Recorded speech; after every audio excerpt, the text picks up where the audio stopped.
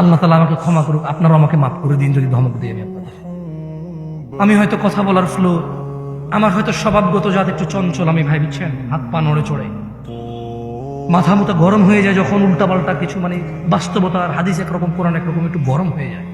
আমি এর জন্য আন্তরিকভাবে ক্ষমা চাই। আপনারা আমার ভাই, আপনারা আল্লাহকে ভালোবেসে আসছেন, আপনারা নিজেরা টাকা খরচ করে আমাকে এখানে দাঁড় করাইছেন কথা বলার জন্য। এটা কত বড় নিয়ামত আল্লাহর পক্ষ থেকে আমার জন্য, অথচ আমি কিনা আপনাদের সাথে সুন্দর ব্যবহার করতে পারছি না। আমার মনে হচ্ছে যেন আমি মালিক হয়ে গেছি, কিনে ফেলছি আপনাদের আগে, আমি একটা কিছু হয়ে গেছি। আল্লাহ আমাকে ক্ষমা, আপনারা আমাকে মাফ করে দিন। কেমন ইসলামের পরিচয় হয়েছে কি অবস্থায়, আবার কোথায় ফিরে যাবে? সবাই বলিয়েন তো, আবার কোথায় ফিরে যাবে?